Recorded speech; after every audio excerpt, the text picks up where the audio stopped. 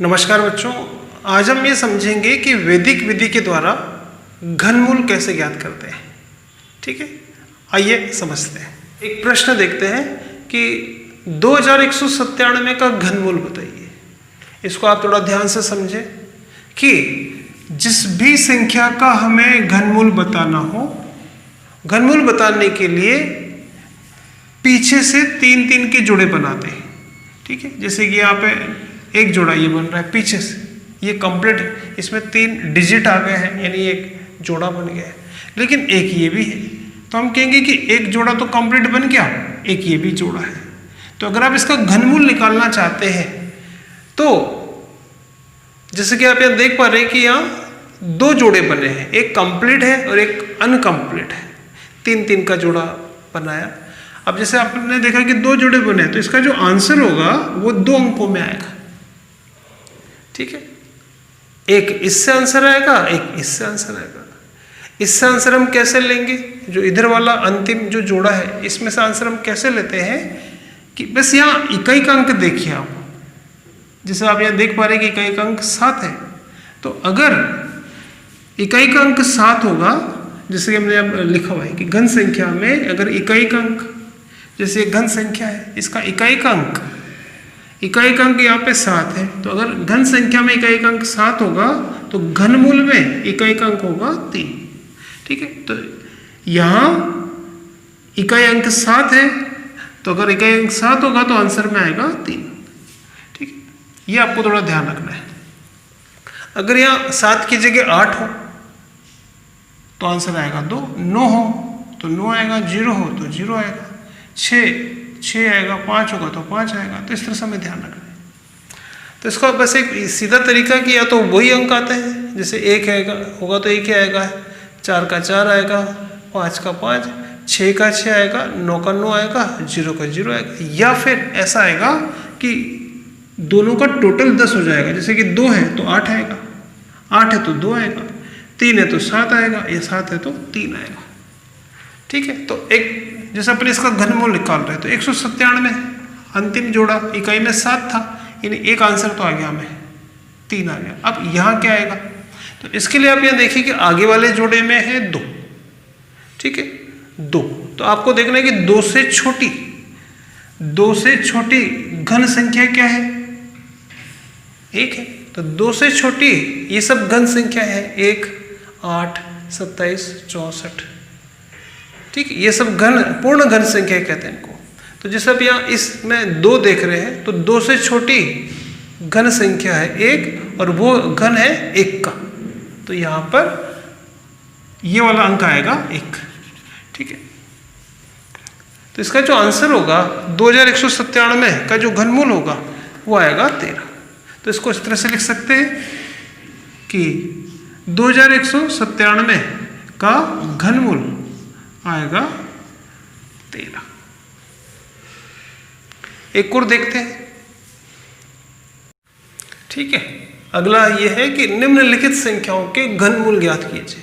9261 ये इस तरह से जो संख्या है इनका हमें घनमूल बताना है।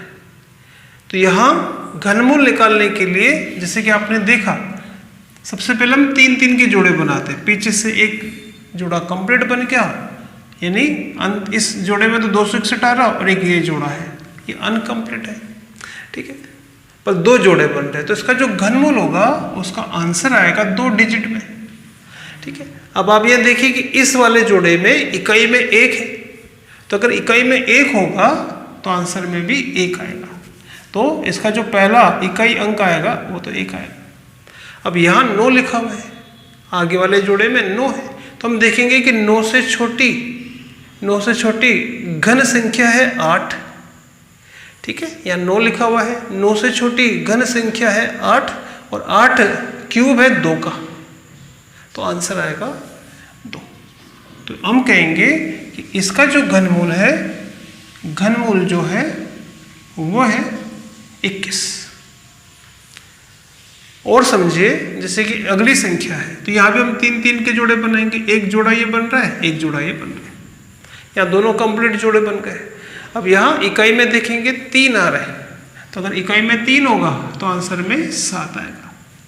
तो यह 7 आएगा। अब यहाँ 300 है तो आप देखेंगे 300 से छोटी घन संख्या है 216।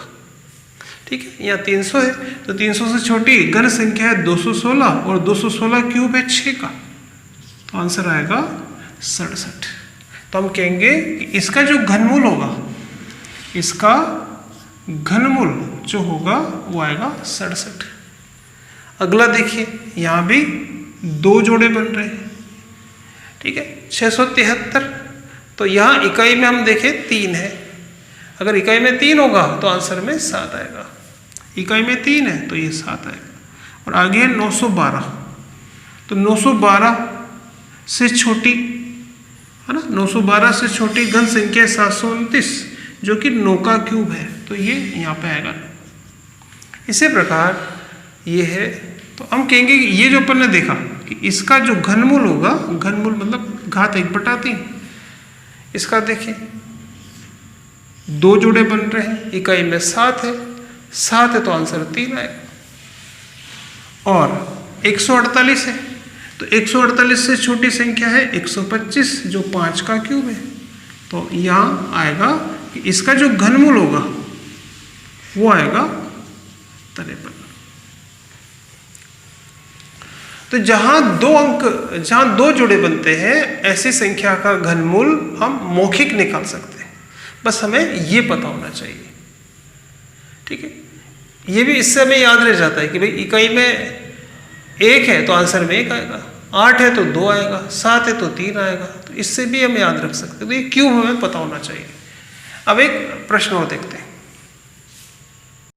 बच्चों, तीसरा प्रश्न है। ठीक है, 1,28,12,904 का घनमूल निकालना है। ये थोड़ा टफ हो सकता है, ध्यान से समझना। सबसे पहले किसी भी संख्या का घनमूल निकालना है, ये भाग विधि होती है।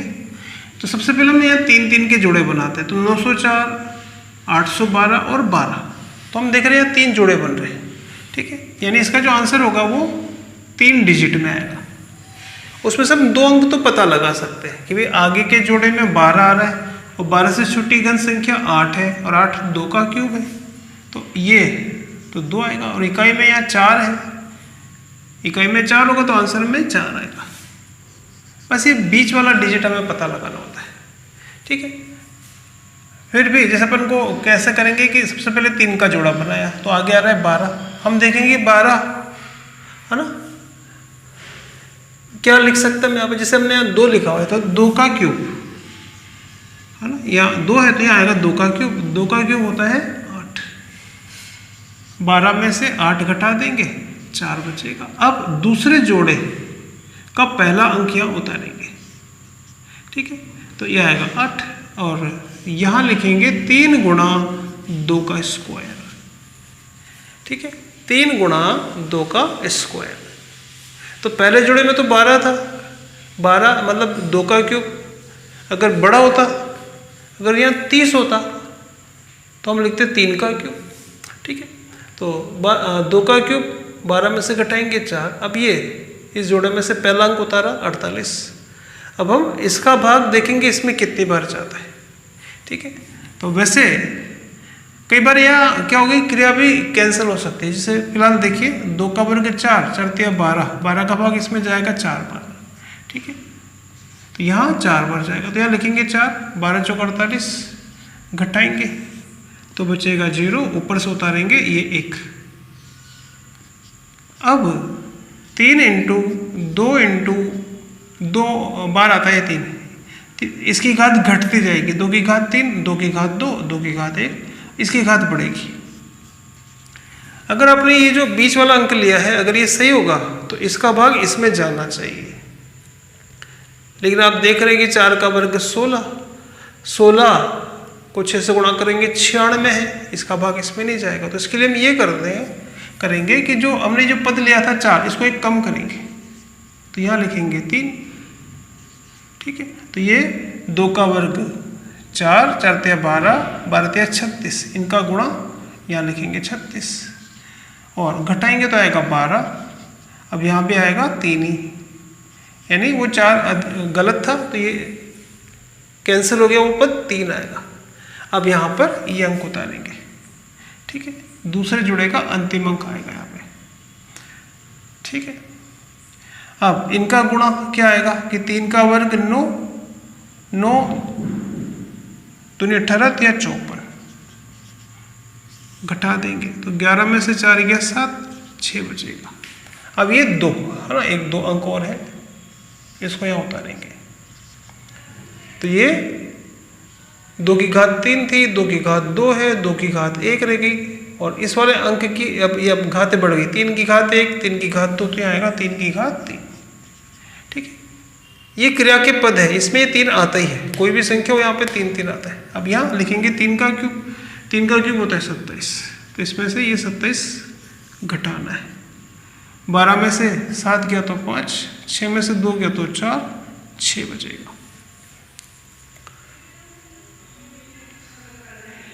ठीक है, अब वैसे तो मैं पहले से पता है कि अंक आंसर तो ये है 234, लेकिन इस क्रिया को पूरा करना है तो क्या करेंगे, अब आएगा 3 इंटू, ठीक है, अब जैसे ये जोड़ा है तो इसका अंक उतारेंगे, ये 9 यहाँ पे लेंगे, और यहाँ आएगा 3, फिर आएगा जैसे यहाँ पे 3 2 बार आया था, फिर आएगा, अब आएगा 3 इंटू इसका स्क्वायर, 23 का स्क्वायर इंटू अगला अंक 4, इनका गुणा हम यहाँ पे लिखेंगे। ठीक है, तो इनका जो मान होगा 23 का स्क्वायर 529, 529 को 4 या 12 से गुणा करेंगे तो आएगा 6348, यहाँ लिखेंगे। अब घटा देंगे, 9 में से 8 गया तो 1, 5 में से 4 गया तो 1, 4 में से 3 गया तो 1, अगला अंक उतारेंगे, यहाँ पे आएगा अगला अंक है 0, उसको हम यहाँ लिखेंगे।